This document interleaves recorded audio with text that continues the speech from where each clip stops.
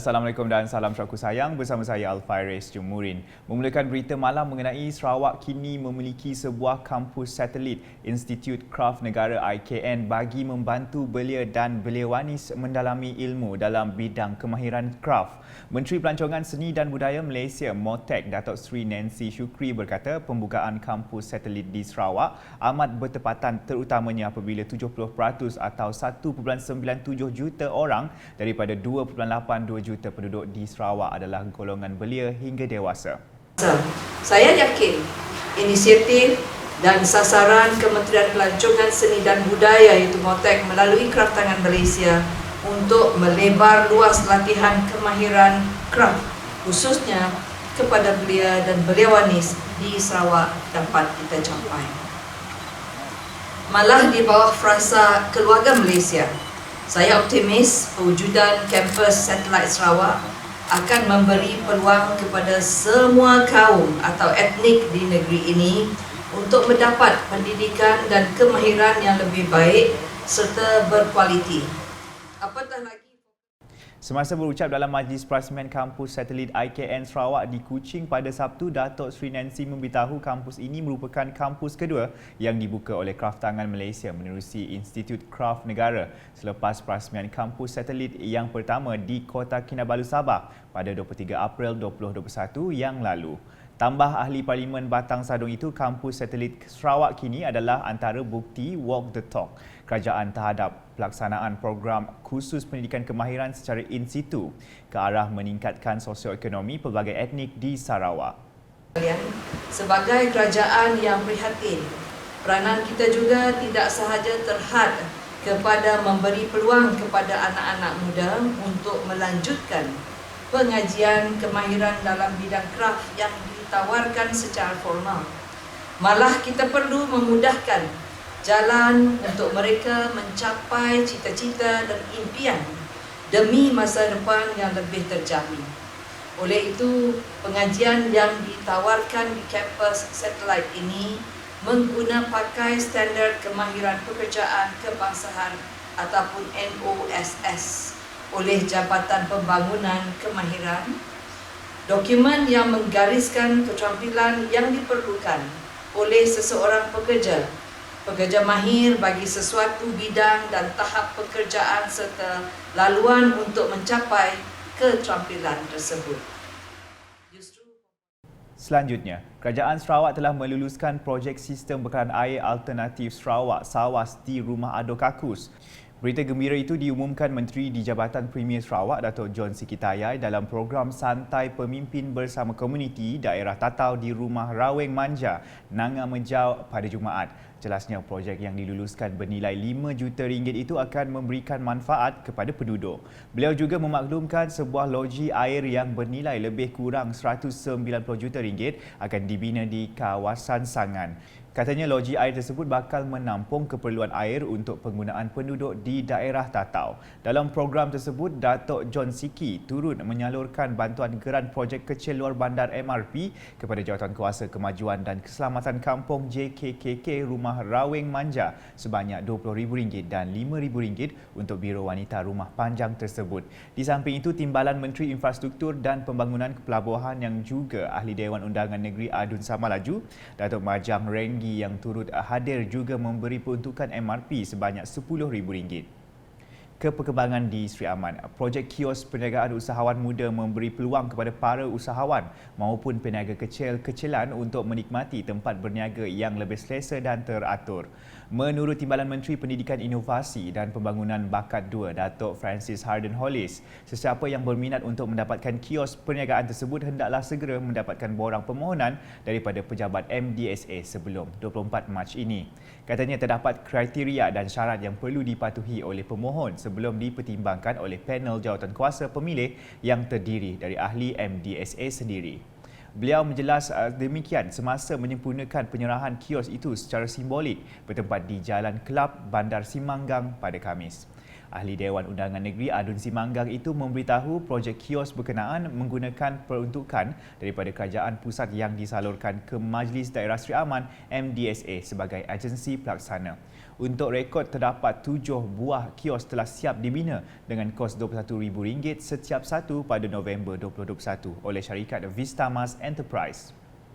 Perkembangan seterusnya di Miri, Timbalan Menteri Belia Sukan dan Pembangunan Usahawan Dr. Ripin Lamat telah mengadakan lawatan ke Medan Niaga MDS Berkenu dan Pusat Internet Komuniti di Pekan Berkenu pada Jumaat. Lawatan tersebut bertujuan mengenal pasti ruang niaga yang kosong dan beramah mesra dengan peniaga-peniaga serta mendapatkan maklumat perkhidmatan yang disediakan kemudahan tersebut. Dalam pertemuan itu juga, Dr. Ripin yang juga Ahli Dewan Undangan Negeri Adun Lambir berpeluang mendengar permasalahan yang dihadapi peniaga seperti masalah penyambungan elektrik disebabkan penyewa sebelum ini tidak membayar bil tertunggak sehingga menyebabkan penyewa baru tidak dapat menyambung elektrik. Turut dimaklumkan aktiviti perniagaan yang agak perlahan serta keadaan sekitar premis yang perlu dinaik taraf ataupun diubah suai. Untuk mengatasi masalah ini, beliau mencadangkan satu sesi dialog bersama SESCO bagi mencari jalan penyelesaian terhadap masalah ini. Selain Medan Niaga, MDS Berkenu turut dilawati Pusat Internet Komuniti di Pekan Berkenu bagi mendapatkan maklumat perkhidmatan dan kemudahan yang disediakan serta mendengar taklimat dari pegawai bertugas.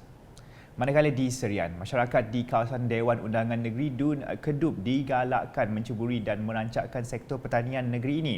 Timbalan Menteri Pemodenan Pertanian dan Pembangunan Wilayah 2, Martin Ben berkata pihaknya menyasarkan lebih ramai anak muda menceburi sektor pertanian dengan menggunakan teknologi moden.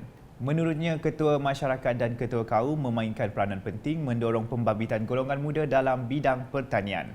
Beliau berkata demikian semasa menyerahkan sijil pengakuan pendaftaran Jawatankuasa Kemajuan dan Keselamatan Kampung JKKK kepada 34 ketua kaum dari kawasan Kedup di Pusat Hikmat Dun Kedup pada Jumaat. Ahli Dewan Undangan Negeri Kedup itu menambah penduduk kampung yang memiliki tanah kosong boleh mengusahakan tanah itu sendiri atau menyewa kepada pihak lain untuk menjana pendapatan. Sementara itu, beliau turut memaklumkan mengenai perkembangan pembangunan di kawasan Kedup iaitu projek bekalan air bersih terawat, projek bekalan elektrik alaf, pemasangan fiber optik dan 27 projek transformasi luar bandar RTP yang telah diluluskan. Laporan diteruskan di Tanjung Datuk. Pengurusan dalam bidang ekopelancongan adalah penting bagi memastikan ia dilaksanakan dengan teratur dan boleh menarik lebih ramai pengunjung untuk menikmati keindahan flora dan fauna di Lunduk dan Sematan. Ahli Dewan Undangan Negeri Tanjung Datuk Azizul Anwar Adenan memberitahu keindahan flora dan fauna yang dimiliki oleh Lunduk dan Sematan seperti Gunung Pueh, air terjun di Sebako, Sebat dan Jangkar termasuk bunga refleksia membuatkan ramai pelancong dari dalam maupun luar Sarawak sanggup datang untuk menikmati khazanah alam ini. Jika kita berkelakar hal di Pueh, kita berbangga dengan mempunyai gunung yang indah dan pantai yang bersih, air terjun seperti di Sebako yang tingginya adalah 12 tingkat, termasuk juga air terjun Sebat dan Jangkar. Untuk makluman tuan-tuan dan puan-puan, air terjun itu adalah di antara 41 air terjun yang didokumentasikan di dalam Kementerian Pelancongan, Kebudayaan dan Industri Kreatif Sarawak. Untuk makluman tuan-tuan dan puan-puan juga, di kawasan Pueh itu ada sikit aja kaum Selako, iaitu salah satunya is the only kaum di seluruh dunia. Di tempat lain kita ada orang Selako. Di situ Beliau berkata demikian ketika berucap pada majlis penutupan kursus keusahawanan ekopelancongan dan program kesedaran konservasi bersama komuniti di sekitar Gunung Pueh Forest Reserve di Sematan pada Khamis. Jelas Azizul, program tersebut adalah hasil usaha Kerajaan Sarawak dalam membantu komuniti tempatan yang terjejas akibat wabak COVID-19 dengan memanfaatkan keindahan alam semula jadi sebagai sumber pendapatan baru menerusi aktiviti ekopelancongan. Justru katanya penduduk tempatan digesa untuk mengambil peluang dalam bidang ekopelancongan bagi menjana pendapatan dan turut menjaga keindahan alam semula jadi menerusi program konservasi. Difahamkan seramai 46 peserta dari 17 buah kampung di daerah Lundu dan Sematan telah terlibat dalam program anjuran bersama Jabatan Hutan Sarawak, Pejabat Daerah Lundu, Pejabat Daerah Kecil Sematan dan Kolej Komuniti Kuching. Sementara itu, program Berambih Digital 1.0 yang julung kali diadakan di Saratok memberi pendedahan berguna kepada masyarakat setempat mengenai teknologi berasaskan digital dalam urusan harian. Program diadakan dari 18 hingga 20 Mac itu telah dirasmikan oleh Timbalan Menteri Pendidikan dan Inovasi Sarawak, Dr. Anwar Rapai di Dewan Masyarakat Sri Krian pada Jumaat. Ia turut dihadiri Ahli Dewan Undangan Negeri Kalaka Muhammad Duri dan Adun Krian Friday Beli. Antara lain, penganjuran program itu juga bertujuan menyahut cabaran dan cita-cita kerajaan Sarawak sebagai negeri maju dengan membangunkan teknologi digital di setiap pelosok negeri kerana pembangunan ekonomi digital mampu mengubah corak dan budaya hidup yang lebih maju serta berinovasi. Pelbagai gerai pameran disediakan untuk kunjungan orang ramai terutama golongan muda serta usahawan yang ingin berkecimpung dalam ekonomi digital.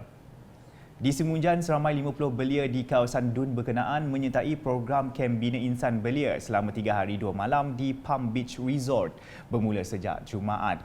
Pengerusi program Effendi Arifin memberitahu program anjuran Pesari Hikmat Dun N25 Semunjan dengan kerjasama Pejabat Hikmat Rakyat P200 Batang Sadong itu bertujuan memberi pendedahan kepada belia-belia akan pentingnya peranan mereka terhadap komuniti setempat. Jadi objektif program ini adalah untuk memastikan para belia dapat bekerjasama memberi sumbangan kepada masyarakat yang selama ini kita lihat tidak berapa aktif untuk memajukan kampung, dan inilah tujuannya program belia ini diwujudkan supaya kita dapat melihat belia akan terus bersama komuniti dan terus aktif dalam kemasyarakatan.